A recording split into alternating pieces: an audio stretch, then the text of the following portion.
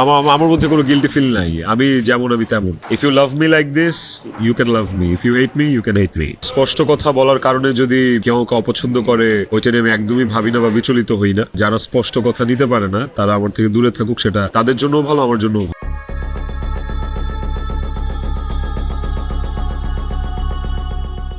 সম্প্রতি ছোট পর্দার অভিনেতা জাহেদ আলভির স্ত্রী আত্মহত্যা করেছে বলে জানা যায় বিভিন্ন গণমাধ্যম থেকে। এই ঘটনাকে কেন্দ্র করে পুরো সামাজিক মাধ্যমগুলো তোলপাড় হয়ে আছে। মূলত জাহেদ আলভির পরকীয়া জানতে পারার কারণে তার স্ত্রী ইকরা আত্মহত্যা করে থাকে। তার বেশ কিছুদিন আগে একটি ভিডিওতে দেখা যায় কোনো এক অনুষ্ঠানে জাহেদ আলভির পাশে দাঁড়িয়ে আছে অপু বিশ্বাস, আর তাদের সাথেই দাঁড়িয়ে আছে ইকরা। এই ভিডিওটি সামাজিক যোগাযোগ মাধ্যমে পোস্ট করার পর সেখানে অনেকে বেশ কিছু মন্তব্য করেন। এনামুল ইসলাম লিখেছেন, আলভির ভাবসাব দেখলে বাটপার মনে হয়। ফাতেমা আক্তার লিখেছেন, আলভি নিজেকে আশিকি 2 মুভির হিরো ভাবছে। শামীম আহমেদ লিখেছেন, এটাই ভুল করে নারী। শাহির রেহান লিখেছেন, তার ভাবসাব দেখলে মনে হয় হিরো আলমের থেকেও বড় সেলিব্রিটি। আমরিম সাজরিন লিখেছেন, হাজবেন্ডকে নিজে অপু বিশ্বাসের সাথে দাঁড়া করাইছে। গণতন্ত্র মজদুর পার্টি লিখেছেন, আলভি পুরাই গুলিস্তান ছাপরি। মিসেস হুরাইরা লিখেছেন, বেশি ভালোবাসলে এমনই হয়। শিবলি আলম লিখেছেন, হারামজাদা অমানুষের বাচ্চা। ফাইনালি আপনাদের সাথে কিছু কথা বলতে। স্ত্রী ইকরার মৃত্যুর পর লাইভে আসেন জাহেদ আলভি। লাইভে এসে তিনি বলেন, চলে গেছে সেই মানুষটাকে নিয়ে খুব বেশি বড় কোনো কনভারসেশন আপনাদের সাথে করতে। আমার ওয়াইফ ইকরা, ওই যেহেতু পৃথিবীতে নাই, ওরে নিয়ে এত ক্লিয়ারিফিকেশন, ওকে নিয়ে এত কনভারসেশন আমার কাছে মনে হয়েছে যে দরকার নাই। আমি বরাবরই আমার সংসারের ব্যাপার, আমার ঘরের ব্যাপার আমি ঘরে রাখতে পছন্দ করি। সেই জায়গা থেকে ওর মৃত্যুটা এমনিতেই আমাকে যে ট্রমা দিচ্ছে, ওর মৃত্যুটা আমাকে আসলে মানে পাথরই বানায় ফেলছে একরকম। এগুলো নিয়ে আমি আসলে কথা বলতে চাই নাই, কিন্তু আমার কাছে মনে হয় যে আপনারা গল্পের একটা পাতা পড়েই পুরো গল্পটাকে জাজ করতেছে, একটা পৃষ্ঠা পড়েই পুরো গল্পটা সম্পর্কে আপনারা আপনাদের মনের মতো করে যা খুশি বলতেছে। পাতার এক পাশ পড়ে আরেক পাশ পড়বেন না, এটা তো হয় না, তাই না? আর আমি আসলে কোনো কিছু প্রপারলি গুছায় বলার মতো স্টেটে নাই, পরিস্থিতিতে নাই। আপনাদেরকে আমি কয়েকটা কোয়েশ্চেনের অ্যান্সার দেওয়ার জন্য আসলে ভিডিওটা করতেছি, যে প্রশ্নের উত্তরগুলি আপনাদের কিছুটা হলেও কনফিউশন দূর করবে। শেষ প্রশ্নটা থেকেই আসি আপনাদের। আমি এই ভিডিওতে সবকিছু ক্লিয়ার করব, এভরিথিং। আমি আপনাদের প্রত্যেকটা প্রশ্নেরই উত্তর দেওয়ার চেষ্টা করব। তো আপনাদের শেষ প্রশ্নটা ছিল যে মানুষটা একটা মানুষকে ভালোবেসে ভালোবাসার প্রমাণ দিতে যে আত্মহত্যা করে চলে গেল, মরে গেল, আমি ওই মানুষটা শেষবারের মতো মুখটাও দেখতে আসলাম না। এই যে আপনাদের প্রশ্নটা, আচ্ছা আপনারা কি আমার দেশে আসার মতো পরিস্থিতি রাখছেন? হ্যাঁ, আমি দেশে আসা মাত্রই আমার উপর মব সৃষ্টি হবে, আমি দেশে আসার মাত্রই আপনারা আমাকে টাইনা ছিঁড়ে ফেলবেন। আমার ফোনে এত এত এত থ্রেটস আমি আপনাদেরকে বলে বুঝাইতে পারবো না। আমার কাছে এমন ইনফরমেশন আসছে যে এয়ারপোর্টের বাইরে লোক রেডি করা আছে, আমি যাওয়া মাত্রই they will gonna hit me, they will gonna kill me. Police ধরে নিয়ে গেলে ওকে, আমি সেটা আইনিভাবে ফেস করব, কিন্তু এখন যদি আমিও মারা যাই, আমিও রিজিকের মার কাছে চলে যাই, রিজিকের কি হবে? আপনারা কি চান যে রিজিক তার বাবাকেও হারান? এই ছেলেটার কি দোষ? এই ছেলেটা বড় হবে না, ও কিভাবে বাঁচবে? মায়ের অভাব কেউ পূরণ করতে পারে না। যে মানুষটা বাইচা আছে বাপ, ওই বাপের অভাব কিভাবে পূরণ হবে? তাইলে মাও থাকবে না, বাপও থাকবে না। আপনারা এটা চান? আমার ইকরার শেষ মুখটা আপনারা আমাকে দেখতে দেন নাই। আমার ইকরার শেষ মুখটা ইকরার পরিবার আমাকে দেখতে দেয় নাই। 16 বছর সংসার করছি, 16 বছর একটা শত্রুর সাথেও যদি কেউ এক ছাদের নিচে থাকে, সে মারা গেলে তার চেহারাটা দেখার জন্য ছটফট করে মানুষ। আর আমার বউ ছিল, আমি ভালোবাসা তার বিয়ে করছি, ওই মানুষটা মারা গেছে, তার শেষবারের মতো তার চেহারাটা আমি দেখবো না? দেখেন, আমি না আসলে আপনাদের সাথে এখানে কোনো ফেক কথাবার্তা, মানে ফেক কান্নাকাটি, ফেক আপনাদের থেকে ইমোশন নেয়া, এগুলো নিয়ে কথা বলার জন্য আমি আসিনি। আমি আপনাদেরকে আমার জায়গাটা আমি ক্লিয়ার করতেছি। আমি নাম হয়ে গেছি। আমারও মনে হয় যে আমি যে কোনো সময় কোনো একটা দুর্ঘটনা ঘটায় ফেলতে পারি, বাট ওই মুহূর্তে যখন রিজিকের ফেসটা আমার চোখের সামনে আসে না, আমি নিজেকে শক্ত না করা ছাড়া আমি কোনো উপায় দেখি না। কারণ এখন আমার কাছে সবচেয়ে ম্যাটার করে রিজিকের লাইফ। ইকরা নাই, ওকে আর ফিরায় না কোনোদিন সম্ভব না। আমার কাছে এখন সবচেয়ে বেশি প্রায়োরিটি হচ্ছে রিজিকের জীবনটা। আপনারা না রিজিককে ভালোবাসেন, আপনারা না রিজিককে নিয়ে অনেক কনসার্ন। এই যে এত এত গালি আর হেট্রেড আমাকে নিয়ে, এত কিছু, সবকিছুর অ্যান্সার আপনাদেরকে আমি দিব। তার মধ্যে একটা জিনিস আমাকে একটু হলেও স্বস্তি দিছে, সেটা হচ্ছে যে আপনারা রিজিককে নিয়ে অনেক কনসার্ন। তাহলে রিজিক তার বাবা হারাইলে আপনারা খুশি হবেন? আপনাদেরকে আরেকটা কথা বলবো, সেটা হচ্ছে যে আপনারা অনেকেই বলতেছেন যে এদিকে বউ মারা গেছে অথচ আমি আসতেছি না, নেপাল থেকে আসতে কয় ঘন্টা লাগে, নেপাল কি মঙ্গল গ্রহে নাকি, অনেক অনেক কথা বলতেছে। কন্টেন্ট ক্রিয়েটাররা ভিডিও বানাইতেছে যে নেপাল থেকে আসলে 1 ঘন্টা লাগে, এই লাগে সেই লাগে। ভাই, আমি নেপালে 18 বার আসছি, আমি জানি নেপাল থেকে যেতে কতক্ষণ লাগে। কিন্তু নেপাল থেকে বাই রোডে বাংলাদেশে যাওয়ার কোনো সুযোগ নাই। ইন্ডিয়া হয়ে বাই রোড যাওয়া যায়, সেটাও লুকায় টুকায় যাওয়া যায়, অথবা ইন্ডিয়ার ভিসা থাকা লাগে। কিন্তু যেদিনের ঘটনা, সেদিন আমি এমন কোনো চেষ্টা বা প্রয়াস বাদ রাখি নাই যে নেপাল থেকে বাংলাদেশে যেন আসা যায়। সেটা বাংলাদেশ নেপাল ডিরেক্ট ফ্লাইট হোক, ছিল না। ট্রানজিট ফ্লাইট ছিল না, একটা ট্রানজিট ফ্লাইট ছিল, ওইটার টাইম আর ওইটাতে আসলে আমাকে পরের দিনে আসতে হইতো। তারপর আমি বিজনেস ক্লাস ট্রাই করছি, যে কোনো ট্রানজিট ফ্লাইটে বা নেপালের ফ্লাইটে কোনো বিজনেস ক্লাস আছে কিনা। আমি অনেকভাবে চেষ্টা করছি যে সামহাও বাংলাদেশে আমি ঢুকতে পারি কিনা। বাট ওই দিন, যেদিনের ঘটনা, ওই দিন আমি কোনোভাবেই টিকিট ম্যানেজ করতে পারি নাই। এটা হচ্ছে যেদিনের ঘটনা, সেদিনের কথা বললাম। আর এরপরের দিন আপনারা যে বলতেছেন যে শেষ দেখাটাও দেখলাম না, আসলাম না, এই না সেই না, আমি টিকিট কাটছিলাম। কারণ ওই টিকিটটা ছাড়া অন্য কোনো টিকিটে আসলেও আমাকে দেরি করে আসতে হইতো। সো সবচেয়ে ফাস্টেস্ট টিকিট ছিল এটাই, বাংলাদেশ বিমানের কাঠমান্ডু টু ঢাকা, বাংলাদেশ বিমানের কাঠমান্ডু টু ঢাকা। দেখেন এখানে লেখা আছে 1 মার্চ, এই যে 1 মার্চ। আমি টিকিট কেটে ইমিগ্রেশন পার করেও চলে আসছি। তারপরে যেটা হয়েছে, আমার কাছে ইনফরমেশন আসছে যে এয়ারপোর্টে এভরিথিং ওয়াজ রেডি। আমি ঢুকা মাত্রই আমাকে হিট করবে বা আমাকে পুলিশের হাতে পড়ার আগেই আমাকে যা করার করবে। তো ওই অবস্থায় তো আমি দেশে ঢুকবো না। এবং এর সাথে শুধু আমার কাছের মানুষজনই যে জড়িত তা না, আর অনেক মানুষজন জড়িত। আমি পুরোটা না বলি, কাউকে ছোট করতে চাই না বা কারোকে আমি এখনই দোষ দিতে চাই না। তো আমি যখন বুঝতে পারলাম যে আমি দেশে আসা মাত্রই আমার উপর অ্যাটাক হবে এবং এটা হিতের বিপরীত হবে, এবং এখন মব হলে যেটা হয় যে পুলিশও আসলে অনেক সময় নিরুপায় হয়ে যায় সিচুয়েশনে, ওই জিনিসটা অ্যাভয়েড করার জন্য যে আমার কিছু হইলে এখন আমার ছেলের কি হবে, আমার ছেলে তো আমার পথ চেয়ে বসে আছে, ওই ব্যাপারটা যখন আমি জানতে পারি, ক্লিয়ারিফাই হই, তখন আমি ইমিগ্রেশন ক্রস করার পরও আমি অফলোড হই। দেখেন এখানে রিজেক্টেড লেখা আছে, অফলোড হওয়ার। তো এই ছিল রিজন। আর যারা বলতে চাচ্ছেন যে আমি আসি নাই, আমার আসার ইচ্ছা নাই, দেখার ইচ্ছা নাই, খুবই বুলশিট কথা এবং ভুল কথা। আমার বউ মারা গেছে, যার সাথে আমি 16 বছর কাটাইছি, যারা আমি ভালোবেসে বিয়ে করছি, যাকে আমি ভালোবাসছি, তার শেষ মুখটা আমি দেখতে আসবো না, এটা শুনতে পাইলেও বা এটা শোনার পরও আসলে আমার কলিজাটা কাঁপা ওঠে, আমার ছটফট করে। আমি যখন আপনাদের রিলস দেখি, আমি যখন আপনাদের ভিডিও দেখি যে কবরে শোয়ানো হচ্ছে, কবর খোঁড়া হচ্ছে, লাশের গাড়ি যাচ্ছে, ভাই আমি ঠিক থাকতে পারি না। আমার ভেতরটা যে কেমন ছটফট করে, আমি আপনাদেরকে এটা বুঝাইতে পারবো না। এটা বুঝানোর সাধ্য কারো নাই, যার যায় সে বুঝে। বিশ্বাস করেন, যার যায় একমাত্র সে বুঝে, আর কেউ না। আপনাদের অনেক বড় একটা প্রশ্ন, অনেক বড় একটা জানতে চাওয়া যে ইকরার সাথে আমার এমন কি কথা হইল যে ইকরা সুইসাইড করতে বাধ্য হয়েছে। ইকরার সাথে আমার ভিডিও কলে ইকরা এমন কি দেখলো যে ইকরা আত্মহত্যা করলো। তো নেপালে আসার পর থেকে সমস্ত কনভারসেশন ইকরার সাথে আমার শেষ পর্যন্ত আমি আপনাদেরকে প্রোভাইড করব। কমেন্ট সেকশনে আপনারা দেখবেন, দেখলে আপনারা বুঝতে পারবেন যে আসলে কি ঘটছে বিষয়টা। আরেকটা যে বিষয়, সেটা হচ্ছে যে কিছু স্ক্রিনশট ঘুরে বেড়াচ্ছে ফেসবুকে, সোশ্যাল মিডিয়াতে, যে ওখানে লেখা আমি ইকরাকে বলতেছি আমি ওকে ডিভোর্স দিয়ে তিথিকে বিয়ে করবো। আপনারা ভাবতেছেন এই জন্য ইকরা সুইসাইড করছে। আপনাদেরকে বলতে চাই স্ক্রিনশটটা পুরোটাই ফেক। কারণ হচ্ছে আমি কোনোদিন ইকরার সাথে বাংলায় কনভারসেশন করি নাই, কোনো চ্যাটিংয়েই ওর সাথে আমার কোনোদিন কোনো বাংলায় এরকম ভাবে বাংলা লেখায় ওর সাথে আমার কোনোদিন কোনো কনভারসেশন হয় নাই। ইকরার সাথে আমি সবসময় বাংলা আর ইংলিশ মিক্স কনভারসেশন করছি। বাংলা আর ইংলিশ মিক্স বলতে বাংলিশ ভাষায় আর কি, বাংলাটাকে ইংলিশে লিখে ওর সাথে কনভারসেশন করছি। তো ওই স্ক্রিনশটটা দেখে আপনারা ভুল বুঝেন না, মিসজাজ করেন না। ওটা একটা ভুয়া এবং ফেক স্ক্রিনশট। আমাকে ফাঁসানোর জন্য আসলে এই স্ক্রিনশট গুলো বানান। কে বা কারা বানাইছে আই হ্যাভ নো আইডিয়া। তো টক্সিসিটি একটা বিষয়। আমাদের রিলেশনশিপটা অনেক আগে থেকেই টক্সিক ছিল, অনেক আগে থেকে টক্সিক ছিল। তিথির সাথে পরিচয় হওয়ার আগে থেকেও টক্সিক ছিল। এন্ড ও অনেক আগে থেকে আমার কাছে ডিভোর্স চাইতো, কিন্তু আমি কোনোদিনই ওকে ডিভোর্স দিতে চাইনি, তালাক দিতে চাইনি।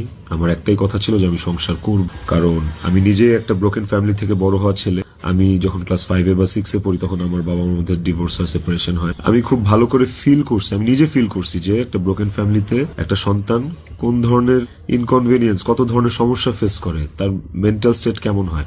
আমি কোনোদিনই চাইনি রিজিক এই স্বাদটা পাক। আমি কোনোদিন চাইনি যে রিজিক ব্রোকেন ফ্যামিলির বাচ্চা হোক, বেবি হোক, বা ও আমি যে কষ্টটা ফিল করছি আমার লাইফে এই কষ্টটা, সেম কষ্টটা রিজিক ফিল করুক, এটা আমি কোনোদিনই চাইনি। এই কারণে আমি অলওয়েজ আমার মধ্যে ট্রমাটা ছিল যে মানে ব্রোকেন ফ্যামিলির কনসিকুয়েন্সেস কি। আমি কোনোদিন ওর কাছে বলি নাই যে আমি ওকে ডিভোর্স দিব, আমি ডিভোর্স দিতে চাই। আমি অলওয়েজ ওর সাথে সংসারই করতে চাইছি। তো স্ক্রিনশট দিব, আপনারা দেখতে পাবেন। ইকরা শুরু থেকেই, আমাদের সম্পর্কের শুরু থেকেই অনেক সন্দেহপ্রবণ ছিল, আর এই সন্দেহ প্রবণতার কারণে আসলে আমাদের সম্পর্কটা বেশ টক্সিক হয়ে গেছিল। আর এই টক্সিসিটির মধ্যেও আমরা আসলে সংসারটা চালায় যাচ্ছিলাম। এই যে মানুষটা চলে গেল আমাদেরকে রেখে, এই যে মানুষটা মারা গেল, আমার সহধর্মিনী, ওরে নিয়ে আসলে আমার কতটুকু বলা উচিত আমি আসলে জানি না, কিন্তু সময় চলে আসছে, অনেক কিছু আপনাদেরকে আসলে জানানো উচিত, আপনাদেরকে জানাইতে হবে আমার, কারণ আপনারা একতরফা ভেবে যাচ্ছেন বিষয়টাকে। ওর কিছু বদভ্যাস ছিল, ওর জেনুইন কিছু বদভ্যাস ছিল যেগুলো আসলে ওকে আরো ক্রেজি করে ফেলছে, যেগুলো ওকে আরো মানে এমনি তো বাইরের মানুষ থেকে ট্রিগার্ড হইতো, ওই জিনিসগুলো ওকে আরো পেয়ে বসতো আর কি। এই বিষয়গুলো আসলে আমি জাস্ট মুখের কথা বলতেছি না, আমার কাছে প্রমাণ আছে। ইভেন আমি আপনাদেরকে এগুলো সব শেয়ার করব পরের ভিডিওতে with documents and all. Iqra triggered হইছে, কিন্তু সেটা আমি করি নাই। ইকরা ট্রিগার্ড হইছে আমারই কিছু ভাই ব্রাদার, কিছু কাছের মানুষ, যারা ওর আমার দুজনেরই কমন সার্কেল, যাদের সাথে ইকরার আমি দুজনই খুব ইন্টিমেট ছিলাম। ওরা ডে বাই ডে ওকে ট্রিগার করে করে আজকে এই জায়গায় নিয়ে আসছিল। এবং এই মানুষগুলা তো থার্ড পার্সন আমার জীবনে। একটা সংসার তখনই টক্সিক হয় যখন বাইরের মানুষরা ওই সংসারের মধ্যে ইনভলভ হওয়া শুরু করে, বাইরের মানুষগুলা ওই সংসারে হাজবেন্ডকে বা ওয়াইফকে ট্রিগার করা শুরু করে। তো এই মানুষগুলা সম্পর্কে আমি পরে অন্য একটা ভিডিওতে হয়তো বলবো, বা এই মানুষগুলা সম্পর্কে ওরা যারা নিজেদেরকে কাকরাইল মসজিদের ইমাম সাহেব মনে করে আমার সংসারে ইন্টারফেয়ার করছে, তাদেরকে নিয়ে পরে কথা বলবো উইথ প্রুফ। কিন্তু এখন আসলে আমি এইসব বিষয়ে বা অন্য কাউকে এক্সপোজ রিভিল করার মতো আসলে মেন্টাল পরিস্থিতিতে নাই। আমি কতটুকু গুছায় কথা বলতে পারতেছি আমি সেটাও জানি না, কিন্তু আমি ইকরাকে সুইসাইড করতে ট্রিগার করি নাই, শি ওয়াজ ট্রিগার্ড। এবং এই বিষয়টা আপনারা, আমি যে স্ক্রিনশটগুলো প্রোভাইড করব, ওই স্ক্রিনশটগুলো দেখলে আপনারা বুঝবেন, যেখানে একটিবারের জন্য আমি ওকে কোথাও বলি নাই যে আমি ওর সাথে থাকবো না। আর আমার পুরো কনভারসেশনে আমি কখনো ওকে গালিগালাজ করি নাই, আপনারা সেটা পাবেন না। বরঞ্চ ও আমাকে অনেক গালিগালাজ করছে, অনেক উল্টাপাল্টা কথা বলছে, অনেক থ্রেট দিচ্ছে, অনেক কিছু করছে। আমি ট্রিগার করি নাই, আমি অন্তত চাই নাই যে ও সুইসাইড করুক। আমার কাছে ইকরা শুধু আমার ওয়াইফ ছিল না, আমার কাছে এত টক্সিসিটির পরে এসেও ইকরা আমার কাছে আমার সন্তানের মা ছিল। এটা আমার কাছে অনেক বড় একটা ব্যাপার ছিল। আপনাদের আরেকটা বড় প্রশ্ন বা জানার ব্যাপার ছিল যে ইকরার মৃত্যুর আগে ওর ভিডিও কলে ও এমন কি দেখছে বা আমি এমন কি বলছি ভিডিও কলে যে কারণে ও বাধ্য হয়েছে সুইসাইড করতে। আপনাদেরকে যে স্ক্রিনশটটা দিব, ওই স্ক্রিনশটটাতে আপনি নিচে গেলে দেখতে পারবেন যে একটা কনভারসেশনের পরে ওর সাথে আমার একটা 22 সেকেন্ডের ভিডিও কল। ওই 22 সেকেন্ডের ভিডিও কলটার বিষয় বলি। ও আমাকে কল দিচ্ছে, আমি ফোনটা ধরছি, ধরার পর ও আমাকে বলছে যে আমার শেষবারের মতো দেখে না, আমার আর জীবনে কোনোদিন দেখবি না। তো ওর ওই কথাটা শোনার পরে আমার কাছে মনে হয়েছে যে আমি খুব ঘাবড়ে গেছি, আমি ভয় পেয়ে গেছি যে নিশ্চয়ই কোনো একটা দুর্ঘটনা ঘটবে। সাথে সাথে আমি আমার অ্যাসিস্ট্যান্টকে কল দিছি যে ম্যাডাম পাগলামি করতেছে, ম্যাডাম রে তাড়াতাড়ি যা দেখ ম্যাডাম কি করতেছে, তাড়াতাড়ি পাগলামি করতেছে। ওই অ্যাসিস্ট্যান্টের সাথে কথা বলার সময় আমার ফোনে ওই কথা বলা অবস্থাতে আরেকটা ভিডিও কল আসছে। অ্যাসিস্ট্যান্টকে আমি হোয়াটসঅ্যাপে কথা বলতেছিলাম, মেসেঞ্জারে আমার ভিডিও কলটা আবার আসছে ইকরার থেকে। তো অ্যাসিস্ট্যান্টের সাথে কথা বলতে বলতে ওই কলটা রিসিভ করতে পারি নাই। অ্যাসিস্ট্যান্ট ততক্ষণে ম্যাডামের ওখানে গেছে, আর আমার কলটা যেহেতু আমি ধরতে পারি নাই, তারপর আমি অ্যাসিস্ট্যান্টের সাথে কথা শেষে আমি নিজে কল ব্যাক করছি। তারপর আর ওই কল ওখান থেকে আর কখনো রিসিভ হয় নাই। তো আমার কথা হচ্ছে যে আমার কথা ভাবে নাই, মানলাম। আমার ছেলেটা রিজিক পর্যন্ত যে ওকে গেটে ধাক্কা দিচ্ছে, নক করছে, বলছে যে মা দরজা খুলো, মা দরজা খুলো। রিজিকের কণ্ঠস্বরটা কি ওর কানে যায় নাই? রিজিকের প্রতি কি ওর একটু মায়া কাজ করে নাই রিজিকের কথাটা শোনার পরে? তো এই ভিডিও কলের বিষয়টাও আপনাদেরকে আমি ক্লিয়ার করলাম। আই হোপ আপনারা স্ক্রিনশট দেখলে বুঝতে পারবেন। এবার আসেন নেপালের শুটিং প্রসঙ্গ। নেপালে কি আমি এই প্রথম জীবনে শুটিং আসছি? এর আগে আমি নেপালে শুটিং করছি, এর আগে আমি মালয়েশিয়াতে শুটিং করছি, থাইল্যান্ডে শুটিং করছি, সুন্দরবনে শুটিং করছি, দেশে মানিকগঞ্জ, কক্সবাজার, কত জায়গায় কত আউটডোরে শুটিং করছি। তিথিও ছিল অনেক শুটিং এ। ওইসব শুটিং এও কিন্তু আমার আশেপাশের মানুষগুলা যারা প্রিটেন্ড করতো যে তারা আমার শুভাকাঙ্ক্ষী, বাট অ্যাকচুয়ালি তারা আমার শুভাকাঙ্ক্ষী না, ওই মানুষগুলা কিন্তু তখন ইকরাকে অনেক ট্রিগার করতো। কই, তখন তো ইকরা এই ধরনের কোনো স্টেপ নেয় নাই, তখন তো আত্মহত্যা করে নাই। আপনারা ইকরার আর ইকরার বান্ধবীর স্ট্যাটাস, সরি কি বলে ওটাকে, স্ক্রিনশট বোধহয় পড়ছেন। ওখানে কিন্তু ইকরা নিজেই স্পষ্ট লিখছে যে ও এইসব মানুষের কথাবার্তা নিতে পারতেছে না, গত 3 বছর ধরে ও এইসব মানুষের ট্রিগার আর সহ্য করতে পারতেছে না। ও নিজের কথা ও নিজে লিখছে, আপনারা পড়ছেন। তো কিভাবে বলেন যে আমার ইকরাকে আমি মেরে ফেলছি? আমার ইকরাকে এইসব মানুষ মেরে ফেলছে, এরা মেরে ফেলছে ট্রিগার করতে করতে, ওর কান ভরতে ভরতে। ইকরা ওয়াজ সো সফট হার্টেড, ও বাইরে থেকে অনেক শক্ত কিন্তু ভেতরে খুব নরম একটা মানুষ ছিল। ওকে খুব সহজে ম্যানিপুলেট করা যায়, ও মানুষের কথা বিশ্বাস করত কারণ ও খুব সহজ সরল ছিল। তো এই আশেপাশের মানুষগুলো এই সুযোগটাই আসলে কাজে লাগাইছে, আশেপাশের মানুষগুলো এই চান্সটাকেই আসলে ইউটিলাইজ করছে। আপনারা অনেকেই বলতেছেন যে বউ ডিপ্রেশনে আছে আর জামাই নেপালে গার্লফ্রেন্ডের নিয়ে ফুর্তি করতেছে, বার্থডে উদযাপন করতে গেছে, এই ধরনের কথাবার্তা আপনারা অনেক বলতেছেন। দেখেন, এই নেপালে শুটিং এর আসার কিছুদিন আগে আমার নিজেরও বার্থডে ছিল। আমার বউ সুন্দর করে আমাকে সারপ্রাইজ দিচ্ছে, আমার ছেলে নিজের হাতে সাজাইছে, বাসায় আমার বার্থডে সেলিব্রেট করছে। তাইলে কি আমার বউ ডিপ্রেশনে ছিল? ডিপ্রেশনে থেকে আমাকে এত সুন্দর সারপ্রাইজ দিয়ে আমার বার্থডে সেলিব্রেট করছে। ওই ছবিগুলো তো ফেসবুকে আছে, কিছুদিন আগের ছবি। আর নেপালের যে বিষয়টা, তার আগে বলি যে আমরা যারা ইন্ডাস্ট্রিতে কাজ করি, আমাদের যখন কারো জন্মদিন থাকে সেটের, সেটা যেই হোক, সেটা হিরো হোক, হিরোইন হোক, ডিরেক্টর হোক, প্রডিউসার হোক, একটা মেকআপ আর্টিস্ট হোক বা একটা প্রোডাকশন বয় হোক, আমাদের শুটিং সেটে যখন কারোর জন্মদিন থাকে, আমরা সবাই শুটিং টিম থেকে, শুটিং ইউনিট থেকে তার জন্মদিনটা সেলিব্রেট করার চেষ্টা করি। কারণ আমরা সবাইকে ফ্যামিলি মেম্বার মনে করি, কেক কাটি ওই মানুষটাকে খুশি করার জন্য। তো ওই শুটিং এর মধ্যে, নেপালের শুটিং এর মধ্যে তিথির জন্মদিন, একটা অ্যাক্টরের জন্মদিন, আমাদের নায়িকার জন্মদিন, ওইটা কেক কেটে সেলিব্রেট করাটা কি দণ্ডনীয় অপরাধ আমার জন্য? আর আমি তো সেলিব্রেট করি নাই, আমার তো সেলিব্রেশন ছিল না, পুরো ইউনিট সবকিছু অ্যারেঞ্জ করছে। আমি একটা কেকও দেই নাই, আমি একটা গিফটও দেই নাই ওকে। যে যার যার মতো গিফট দিচ্ছে, কেক আনছে, সুন্দর করে সবাই মিলে ইউনিটের পক্ষ থেকে আমরা ওর বার্থডেটা সেলিব্রেট করছি। এবং ওর বার্থডেটা যে সেলিব্রেট করছি সেটাও চেষ্টা করছি খুব লোকি ভাবে করার। স্টিল অনেকে ছবি তুলছে, দিছে, বাট আমার কাছে মনে হয়েছে যে এই জায়গায় তিথির জায়গায় বিধি থাকতে পারতো, এই জায়গায় আমি থাকতে পারতাম, এই জায়গায় অনেকেই থাকতে পারতো। ধরেন এই নেপালের শুটিং এ আসার কিছুদিন আগে আমার জন্মদিন ছিল, তখন আমি একটা শুটিং এ ছিলাম, সেই শুটিং এ আমার জন্মদিন কেক কেটে উদযাপন করছে সেটে। তো আপনারা কি বলবেন যে আমার জন্মদিন উদযাপনের জন্য ওই দিন শুটিং রাখা হয়েছে, শুটিং করা হয়েছে? আর নেপালের মতো একটা আউটডোর শুটে এমনি যাওয়া যায় না। একটা আউটডোর শুটের অনেক প্ল্যান লাগে, যেটা 1-1.5 মাস আগে থেকে করা লাগে। যে আউটডোর শুটের স্ক্রিপ্ট থাকা লাগে, অনেক কিছু আছে, আর্টিস্টদের স্কেডিউল, অ্যাকোমোডেশন, ট্রান্সপোর্টেশন, টিকেট, অনেক কিছু থাকে। সো বার্থডে উদযাপন করার জন্য নেপাল গেছি, এই কথাটাও আসলে যারা ইন্ডাস্ট্রি তারা আসলে এই কথাটা বলতে পারে না, বাইরের মানুষদেরকে আমি আর কি বলবো। তো এই বিষয়টাও আপনাদেরকে ছোট করে একটু ক্লিয়ার করলাম। আই হোপ এই জিনিসটাকেও আপনারা সহজ এবং সরল ভাবে দেখবেন, এটাকে খুব জটিল ভাবে দেখার কিছু নাই। আপনারা অনেক জায়গায়, অনেক ছবিতে, অনেক পোস্টে হয়তোবা দেখে থাকতে পারেন যে ইকরা এবং তিথি একই সাথে আছে, একই জায়গায় আছে, হয়তোবা কোনো পার্টিতে বা কোনো কফি শপে বা যে কোনো আড্ডায়। এরকম অনেক অনেক মোমেন্টস আমাদের একসাথে আছে, আমিও ছিলাম। এই আমার জন্মদিনে, আমার এই বছরের আগের বছরের জন্মদিনে সবাই ইনভাইটেড ছিল, সেখানে তিথিও ইনভাইটেড ছিল। যদি বিষয়টা এতটাই টক্সিক হইতো, তাইলে কি এই জিনিসটা এত সহজ হইতো একটা মেয়ের জন্য যে তার হাজবেন্ডের একটা মেয়ের সাথে রিলেশন, সেই মেয়েটাকে তার বার্থডেতে ইনভাইট করে তার সাথে কফি খেয়ে তার সাথে আড্ডা দিয়ে, জিনিসটাকে কেমন না বিষয়টা? এবং সেটা তো একবার দুইবার না, একাধিকবার। তিথির বিষয়টা নিয়ে যদি বলি, দীর্ঘদিন একসাথে কাজ করার কারণে, একসাথে স্ক্রিন শেয়ার করার কারণে আমাদের ইন্ডাস্ট্রিতে একটা আর্টিস্টের সাথে একটা আর্টিস্টের ভালো বন্ধুত্ব, ভালো বন্ডিং হইতেই পারে। তিথির সাথেও আমার খুবই ভালো একটা বন্ডিং ক্রিয়েট হয়েছিল এবং একটা নির্ভরশীলতার জায়গা আমাদের মধ্যে ছিল।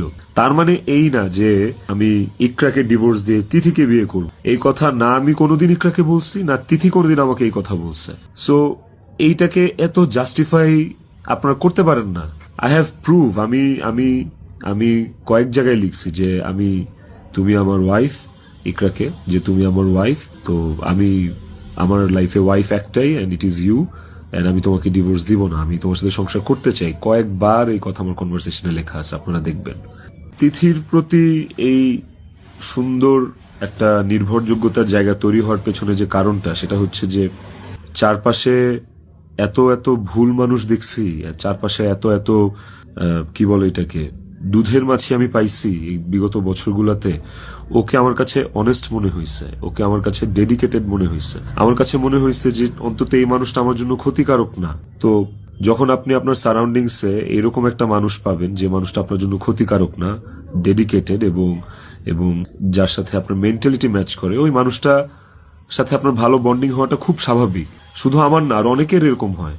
আমার এখন যেটা মনে হইতেছে সেটা হচ্ছে যে ইকরা আমার কাছে যতবার ডিভোর্স চাইছে, ও যতবার বলছে যে আমাকে ডিভোর্স দিয়ে দাও, আমার আসলে ওকে ডিভোর্স দিয়ে দেওয়া উচিত ছিল, তাইলে অন্তত ইকরা তো বেঁচে থাকতো। একটা টক্সিক সম্পর্ক ধৈরা বাইন্ধা টাইনা হেঁচড়া টিকায় রাখার থেকে আসলে ওই সম্পর্কটা না থাকাই ভালো। তো মানুষগুলো তো জীবিত থাকতো। দেখেন, ইকরা মারা গেছে, ইকরা একা মারা যায়নি, ইকরার সাথে আমাকেও নিয়ে গেছে। আমি এখন একটা জিন্দা লাশ। পৃথিবীতে সবচেয়ে বড় শাস্তি কি হইতে পারে? আমি যদি ফাঁসিতেও ঝুলি, ওটা আমার কাছে কোনো পানিশমেন্ট না, শাস্তি না। আমাকে যদি আপনারা মব করে মাইরাও ফেলেন, সেটাও আমার জন্য শাস্তি না। আমি আমার শাস্তি পায়া গেছি। এবং এই যে জিন্দা লাশ হয়ে বেঁচে থাকাটা, এটা আমাকে সারা জীবন বয়ে বেড়াইতে হবে। ওর অভাব আমার সারা জীবন ফিল করতে হবে। আমার নিজের জন্য বাঁচার আসলে আর কিছু নাই। আমি আমার শাস্তি পায়া গেছি। আমি এর চেয়ে বড় কোনো শাস্তি হইতে পারে না যে আমি একটা জীবিত লাশ হয়ে সারাটা জীবন পার করব। বিশ্বাস করেন, আমার দম বন্ধ হয়ে আসে, আমার নিঃশ্বাস বন্ধ হয়ে আসে। আমি 5 মিনিট পর পর আমি উন্মাদ হয়ে যাইতেছি। বাট ইভেন আমি সুইসাইড করার অনেক চিন্তা ভাবনা করতেছিলাম। বারবার মনে হচ্ছিল যে আমি ইকরার কাছে চলে যাই, ইকরা আমাকে ডাকতেছে। কিন্তু যখনই রিজিকের চেহারাটা চোখের সামনে ভাইসা ওঠে না, ওই মুহূর্তে আসলে আর কিছু মাথায় কাজ করে না। মনে হয় যে না, আমি করতে পারবো না, রিজিকের জন্য আমারে বাঁচতে হবে। আপনারা প্লিজ রিজিকের জন্য হইলেও আমারে বাঁচতে দেন, আমারে দেশে আসতে দেন প্লিজ। আপনারা যদি রিজিককে ভালোবাসেন, আমাকে একটা সুযোগ দেন রিজিকের যোগ্য পিতা হয়ে দেখানোর। আমি ওকে একটা সুন্দর জীবন দিতে চাই। আমি ওর মায়ের অভাব পূরণ করতে পারবো না, কিন্তু আমি ওকে আমার বাবার ভালোবাসা থেকে, আমি ওর বাবার ভালোবাসা থেকে বঞ্চিত করতে পারবো না। আমি চাই না, আমি ওকে একটা আদর্শ বাবা হয়ে দেখাইতে চাই। আমার সন্তানটা আমার সাথে খুব কানেক্টেড। যারা আমার কলিগ, তারা দেখছে, তারা জানে যে আমার ছেলেটা আমার জন্য কি পরিমাণ ক্রেজি, পাগল। আমাকে আমার ছেলের কাছে যাইতে দেন আপনারা প্লিজ। ও আমার জন্য অপেক্ষা করতেছে। ওকে আমি মানুষের মতো মানুষ করতে চাই। ওকে আমি পৃথিবীতে সুখের একটা জীবন দিতে চাই। প্লিজ, আইনের প্রতি আমার শ্রদ্ধা আছে। আমি দেশে আসলে আইন আমাকে যে শাস্তি দিবে, আইন যে সিদ্ধান্ত নিবে, আমি সেই সিদ্ধান্তের সাথে একমত থাকবো। আমার তাতে কোনো আপত্তি নাই। আমি আইনি ভাবে এই জিনিসটা ফেস করবো, আমার কোনো আপত্তি নাই। কিন্তু প্লিজ আমাকে রিজিকের থেকে দূরে সরায়েন না আপনারা। এতটুকু আপনাদের কাছে অনুরোধ করে বলতেছি, হাত জোর করে বলতেছি, প্লিজ।